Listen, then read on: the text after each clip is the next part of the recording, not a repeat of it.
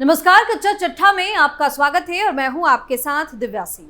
कहा जाता है मुंह से निकली हुई बोली और बंदूक से निकली हुई गोली वापस नहीं आती, इसलिए जो भी बोला जाए वो सोच समझ कर बोला जाए। लेकिन कुछ लोग बिना किसी सबूत के, बिना जांचे परखे कुछ भी अनाप शनाप बोलते रहते हैं। लेकिन ये बात तब और ज्यादा गंभीर हो जाती है जब कोई अच्छे ओहदे पर बैठा शख्स या फिर सबसे पुरानी पार्टी की तरफ से कुछ ऐसा कहा जाए। ठीक ऐसा ही एक बार फिर से हुआ है, क्योंकि देश की सबसे पुरानी पार्टी यानी कांग्रेस पार्टी वक्त वक्त पर कुछ ऐसी हरकतें करती रहती है जिसकी वजह से उसकी खूब फजीहत होती है।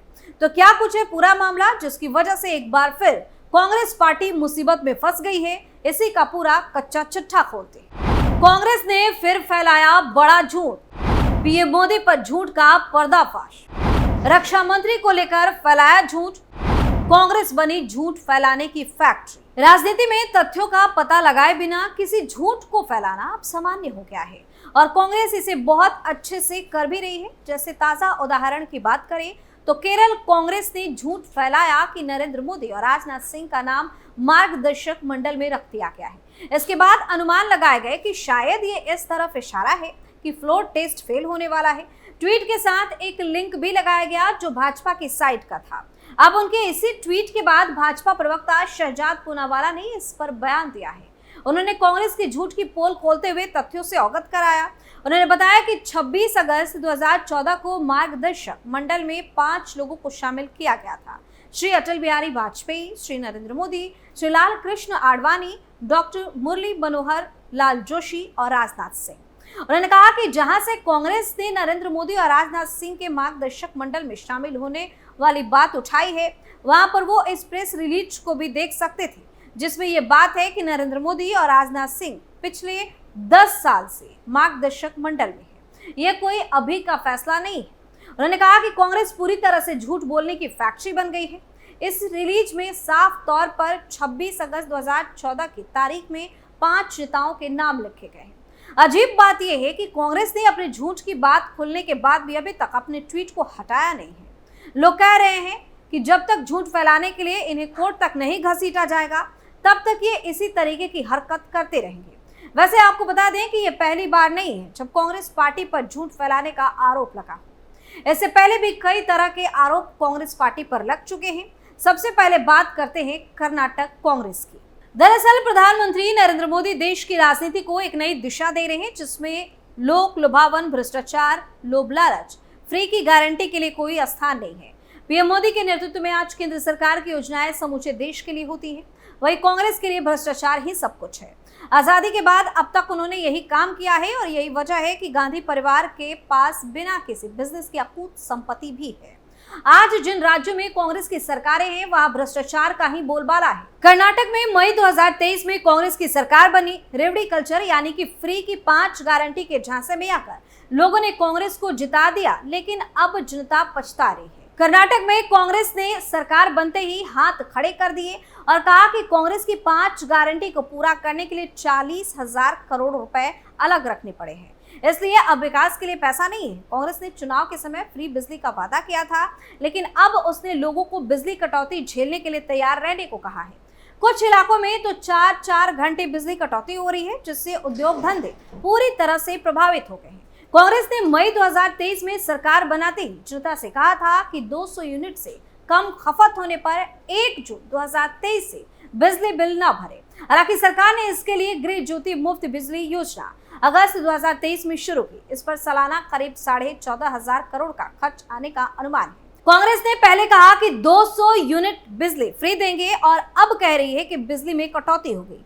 अब बताइए, जब बिजली रहेगी ही नहीं तब कितनी बिजली फ्री मिलेगी? कर्नाटक में भ्रष्टाचार को छिपाने के लिए कांग्रेस ने कहा कि बिजली कटौती होगी और इसका ठीकरा बिजली उत्पादन कम होने पर फोड़ दिया है। कांग्रेस ने कहा कि बारिश कम होने और जलापूर्ति प्रभावित होने से बिजली कटौती होगी। कांग्रेस सरासर झूठ कह रही है कि इस साल बारिश कम हुई है, इसलिए बिजली उत्पादन प्रभावित हुआ है। कांग्रेस के अलोकतांत्रिक झूठ का कोई अंत नहीं है। कांग्रेस सरकार में झूठ और भ्रष्टाचार का ही बोलबाला है।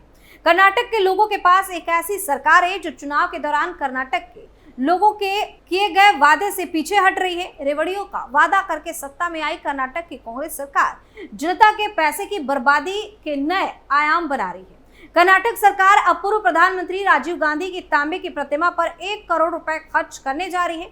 यह स्थिति तब है जब पहले से ही वहां पर राजीव गांधी की पत्थर की प्रतिमा लगी हुई है। इस कदम को लेकर अब पार्टी के भीतर से भी प्रश्न उठ रहे हैं। इसके अलावा पिछले साल की ही एक और खबर सामने आई थी। दरअसल विश्व के 3 सबसे ताकतवर और विकसित देश यानी फ्रांस, अमेरिका और यूके ने इससे पहले कब अपने देश में हजारों रोजगार पैदा करने में मदद करने के लिए किसी दूसरे देश की सराहना की होगी? ऐसा शायद पहले कभी नहीं हुआ होगा। यह सब कुछ हुआ है एयर इंडिया की अब तक के इतिहास के सबसे बड़े विमान सौदे की बदौलत, यानी कि 470 जेट के इस सौदे की वजह से यह पूरा काम संभव हो पाया है कि भारत दुनिया की अर्थव्यवस्था की धुरी बन सकता है। प्रधानमंत्री नरेंद्र मोदी के नेतृत्व में यह पहली बार हुआ है कि दुनिया के 3 ताकतवर देश भारत को सलामी ठोक रहे हैं। अब ऐसे देश पर 50 सालों तक शासन करने वाली कांग्रेस पार्टी को मिर्ची लग गई है। आजादी के बाद से देश को कमजोर करने, गरीब को गरीबी में रखने और मुसलमानों का हित देखने वाली कांग्रेस पार्टी के वरिष्ठ नेता मनीष तिवारी ने सवाल उठाते हुए कहा कि इससे देश में कोई रोजगार नहीं बनेगा।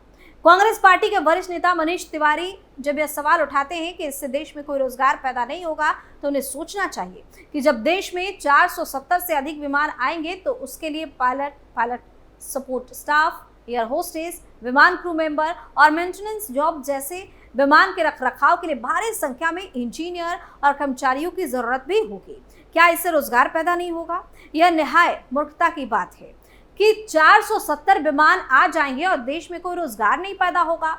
बात यहीं पर खत्म नहीं होती है।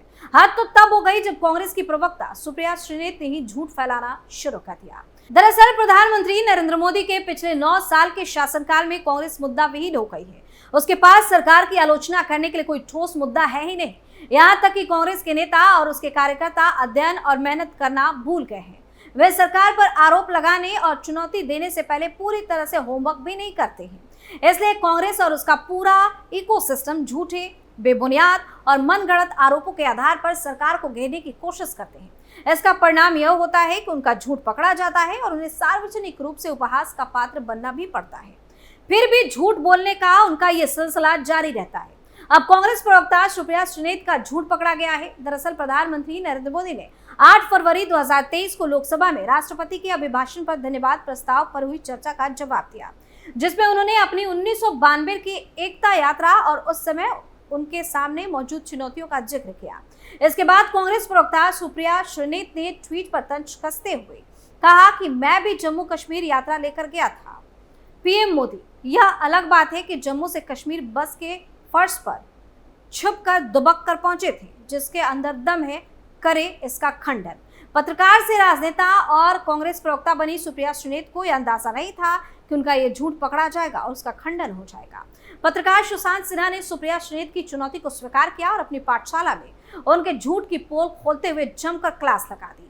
प्रमाण के साथ उन्होंने ट्वीट किया और लिखा, कांग्रेस प्रवक्ता सुप्रिया श्रीनेत जी का दावा था कि नरेंद्र मोदी जम्मू से श्रीनगर बस के फर्श पर दुबक कर छुप कर गए थे। हमारे रिसर्च में तो कुछ और ही निकला है और पाकिस्तानी चैनल भी बता रहा है। देखिए, कहानी यहीं पर खत्म नहीं होती है, क्योंकि कांग्रेस पार्टी में झूठ का अंबार लगा है और न जाने कितनी बार झूठी खबरों को हवा दी गई है, जिसके बाद सच्चाई सामने आती है तो फिर कांग्रेसियों के मुंह से एक शब्द भी नहीं निकलता है। ठीक यही हुआ है इस बार भी, जब कांग्रेस का झूठ पूरी तरह से बेनकाब हुआ है। कच्चा चिट्ठा में फिलहाल के लिए इतना ही। बाकी खबरों के लिए आप देखते रहिए कैपिटल टीवी। नमस्कार।